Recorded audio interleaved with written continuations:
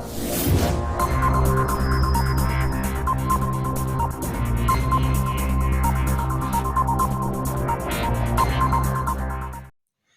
दोस्तों, मैं मुकेश कुमार एक बार फिर से आपका अपने MK study point YouTube channel में स्वागत करता हूं। दोस्तों, आज हम महत्वपूर्ण क्वेश्चन की इस सीरीज में चैप्टर नंबर 3 करेंगे, जिसमें हम कन्वर्टर क्लियर करेंगे। दोस्तों, इस वीडियो में हम कन्वर्टर के 10 महत्वपूर्ण क्वेश्चन करेंगे विद सॉल्यूशन के साथ। इससे पहले हम 2 चैप्टर कर चुके हैं। अगर आपने वो वीडियो अभी तक नहीं देखे तो प्लेलिस्ट नीचे डिस्क्रिप्शन में लिंक दे रखा है, आप वो वीडियो देख सकते हैं। तो चलिए आज का पहला क्वेश्चन देखते हैं। दोस्तों, आज का पहला क्वेश्चन है, निम्नलिखित में से किस अनुप्रयोग के लिए डीसी सप्लाई आवश्यक है। दोस्तों, 4 ऑप्शन दे रखे हैं। इन चारों ऑप्शनों में से किसके लिए डीसी की आवश्यकता होती है। ऑप्शन ए प्रकाश व्यवस्था, बी मशीन शॉप मोटर, सी खिंचाव या ट्रैक्शन कार्य में प्रयुक्त मोटर, डी वैद्युतिक घरेलू उपकरण।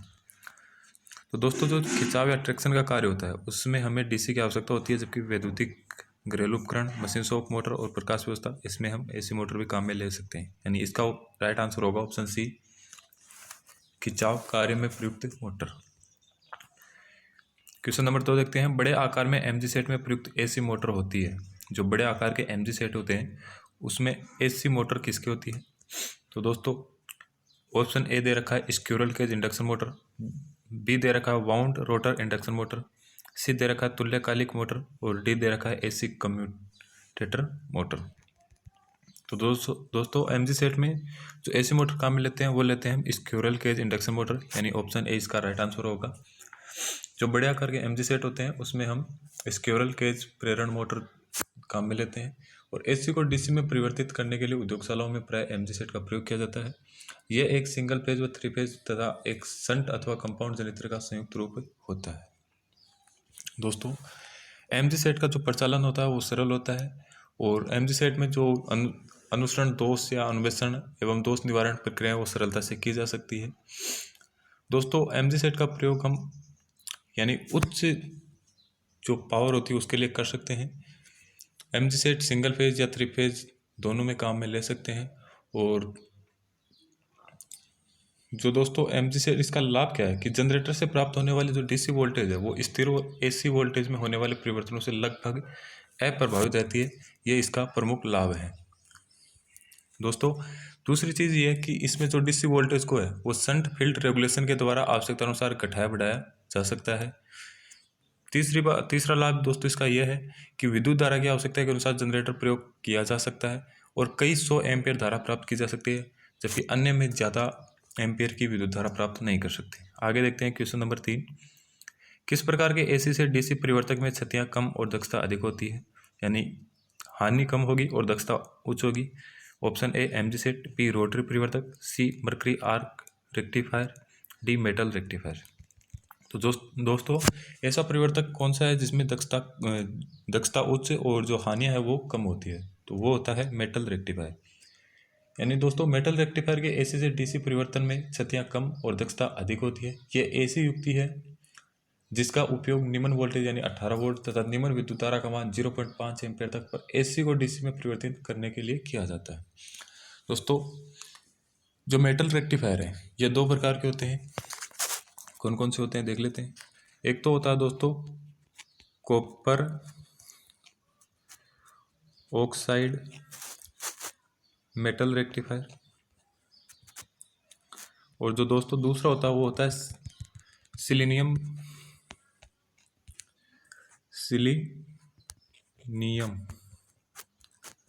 Oxide metal rectifier. इसमें दोस्तों दोनों में जो सबसे अच्छा होता है, यानी कि सबसे अच्छी जिसकी दक्षता होती है वो है दोस्तों सिलीनियम, यानी कॉपर ऑक्साइड की तुलना में सिलीनियम की जो दक्षता है वो अच्छी होती है। और क्वेश्चन नंबर 4 देखते हैं आगे। 4 में दे रखा है, निम्नलिखित में से कौन से लैंप के प्रचालन के लिए डीसी सप्लाई आवश्यक है। इन 4 लैंपों में से कौन सा लैंप है जिसके प्रचालन के लिए हमें डीसी की आवश्यकता पड़ती है। Option A mercury vapour lamp, B sodium vapour lamp, C arc lamp, D प्रतिदीप्त लैंप यानी फ्लोरोसेंट लैंप। तो दोस्तों इसका राइट आंसर होगा डी प्रतिदीप्त लैंप, यानी फ्लोरोसेंट लैंप के प्रचालन के लिए हमें डीसी सप्लाई की आवश्यक है। आर्क लैंप को एसी तथा डीसी, जो ऑप्शन सी दे रखा है आर्क लैंप, इसको एसी तथा डीसी दोनों पर प्रचालित किया जा सकता है, जबकि मरकरी और सोडियम वेपर लैंप इनके लिए एसी का प्रयोग किया जाता है, जबकि प्रतिदीप्ति यानी ऑप्शन डी इसके लिए डीसी का उपयोग किया जाता है। यानी इसका राइट आंसर होगा option number D. Question number 5 देखते हैं। किसी रेक्टिफायर उपकरण को बैटरी चार्जिंग के लिए प्रयोग करना है तो उसके लिए रेक्टिफायर का चयन निम्नलिखित के आधार पर करना चाहिए।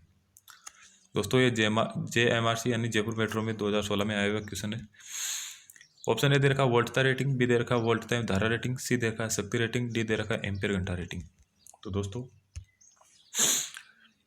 जो बैटरी चार्जिंग के लिए प्रयोग करना है उसके लिए रेक्टिफायर का चयन हम किसके आधार पर करते हैं? तो दोस्तों वो करते हैं हम शक्ति रेटिंग के आधार पर। यानी ऑप्शन सी इसका राइट आंसर होगा। किसी रेक्टिफायर उपकरण की बैटरी चार्जिंग के लिए प्रयोग करना है तो उसके लिए रेक्टिफायर का चयन है वो शक्ति रेटिंग के आधार पर करेंगे। क्वेश्चन नंबर 6 देखते हैं। निम्न में से कौन सा मेटल रेक्टिफायर कहलाता है? ये 4 ऑप्शन दे रखे हैं, इनमें से कौन सा मेटल रेक्टिफायर कहलाता है? Option A silicon diode rectifier, B gas tube diode, C copper oxide rectifier. दोस्तों इसमें से कौन सा रेक्टिफायर है जो मेटल रेक्टिफायर कहलाता है? अभी मैंने आपको 2 बताए थे, तो इसमें राइट आंसर होगा option C copper oxide rectifier. जबकि दोस्तों जो बुक है वाई सीट की उसमें दोस्तों आंसर इसका दे रखा है option A silicon diode rectifier. लेकिन मैंने आपको अभी बताया है कि ये 2 प्रकार के होते हैं, सिलीनियम और कॉपर ऑक्साइड, और यहाँ दे रखा है सिलिकॉन। ये ध्यान रखना दोस्तों। और ये किस तरह से इसका नाम पड़ता है? इसमें 2 शक्ति होती हैं, एक छोटी शक्ति और एक बड़ी शक्ति। कॉपर ऑक्साइड में बड़ी शक्ति कॉपर की होगी, और जो सिलीनियम ऑक्साइड रेक्टिफायर है उसमें जो बड़ी शक्ति है वो एल्यूमिनियम की होती है और छोटी शक्ति दोनों में लेड की होती है। क्वेश्चन नंबर 7 देखते हैं। हाफ वेव रेक्टिफायर परिपथ की आवश्यकता होती है। हाफ वेव रेक्टिफायर परिपथ की आवश्यकता होती है। ऑप्शन ए 4 डायोड्स की सेतु संयोजन, बी 2 डायोड्स, सी 1 डायोड, और डी 4 मेटल रेक्टिफायर की सेतु संयोजन। जो हाफ वेव है दोस्तों उसके लिए हमें 1 डायोड की आवश्यकता होती है। यानी परिपथ में हम 1 डायोड लगा करके हाफ वेव डीसी प्राप्त कर सकते हैं। दोस्तों डायोड में क्या होता है कि फॉरवर्ड बायस अवस्था में इसका प्रतिरोध कम होता है, और जबकि रिवर्स बायस अवस्था में इसका प्रतिरोध उच्च होता है दोस्तों।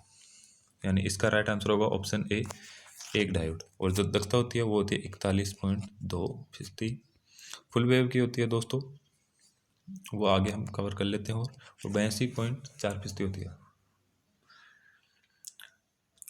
क्वेश्चन नंबर 8 दे रखा है। एक रेक्टिफायर डायोड फॉरवर्ड दिशा में 20 ओम तथा विपरीत दिशा में 20,000 ओम प्रतिरोध दर्शाता है, तो वह है। ऑप्शन ए विपरीत दिशा में ओपन सर्किट है, बी अच्छा है, सी दोनों दिशाओं में शॉर्ट सर्किट है, डी दोनों दिशाओं में ओपन सर्किट है। दोस्तों अगर फॉरवर्ड बायस में वो कम प्रतिरोध और रिवर्स में अधिक प्रतिरोध दर्शा रहा है तो वो रेक्टिफायर अच्छा है, यानी वो अच्छा रेक्टिफायर होता है। आगे देखते हैं क्वेश्चन नंबर 9। क्वेश्चन नंबर 9 में दे रखा है दोस्तों, क्वेश्चन नंबर 9 दोस्तों 1 मिनट पहले वाला जो क्वेश्चन है उसमें मैंने जो दक्षता बताई थी वो दोस्तों हाफ वेव की होती है 40.6, 41.2 नहीं होती, 40.6 होती है। और जो फुल वेव होती है दोस्तों उसकी होती है 81.2%। 81.2% ये फुल वेव की, और 40.6 ये हाफ वेव की। ब्रिज रेक्टिफायर होता है दोस्तों उसकी भी 81.2 होती है, और जो सेंटर टैप होता है उसकी भी 81.2% दक्षता होगी। उसको सही कर लेना दोस्तों। क्वेश्चन नंबर 9 देखते हैं। सिलीनियम रेक्टिफायर कमजोर पड़ने का निम्नलिखित लक्षण से पता चल जाता है। यानी सिलीनियम रेक्टिफायर है उसका कमजोर पड़ने का निम्नलिखित लक्षण से पता चल जाता है। ऑप्शन ए आउटपुट वोल्टता घट जाना, बी इनपुट करंट बढ़ जाना, सी प्रचालन सुस्त अनुभव होना, डी उपरोक्त सभी लक्षण। तो दोस्तों जो सिलीनियम रेक्टिफायर है वो कमजोर पड़ गया, इसका पता हमें किस तरह से लगेगा? तो इसका पता इससे लग जाएगा कि वो इनपुट जो करंट हम देते हैं वो करंट बढ़ जाएगी, और करंट बढ़ जाने के कारण हम जान जाएंगे कि ये जो है वो कमज़ोर पड़ गया है। दोस्तों ये एक धात्विक रेक्टिफायर होता है जिसमें एल्यूमिनियम की 2 छोटी और बड़ी प्लेट्स के बीच सिलीनियम नामक पदार्थ की अचालक परत होती है, और इसका उपयोग दोस्तों हमने पहले भी बताया था कि 18 वोल्ट और 0.5 एम्पियर तक रेक्टिफिकेशन के लिए किया जाता है। क्वेश्चन नंबर 10 देखते हैं। जब कोई पंप नए तौर पर अधिष्ठापित हो अथवा मरम्मत हेतु खोले जाए तो उसके उचित प्रचालन हेतु 2 शर्तों का अनुपालन आवश्यक है। घूर्णन की दिशा और प्रारंभन से पूर्व अपक्रमण यानी प्राइमिंग किस प्रकार के पंप में अपक्रमण की आवश्यकता नहीं होती? ऑप्शन ए प्रत्यागामी pump, B jet pump, C अवग्रहणक्षम पंप और डी अपकेंद्री पंप। इसका राइट आंसर होगा दोस्तों ऑप्शन ए प्रत्यागामी पंप यानी रेसिप्रोकेटिंग पंप। दोस्तों जब कोई पंप नए तौर पर अधिष्ठापित हो अथवा मरम्मत हेतु पुर्जे खोले जाए तो उसके उचित परिचालन हेतु दो शर्तों का अनुपालन आवश्यक है।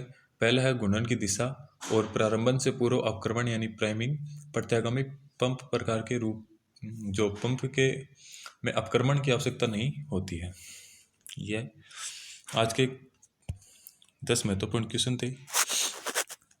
और आगे कौन सा चैप्टर लेना आप कमेंट करके बता सकते हैं। कमेंट करके दोस्तों बता देना। और आपको अगर वीडियो पसंद आए तो वीडियो को लाइक कीजिए, अपने दोस्तों के साथ शेयर कीजिए।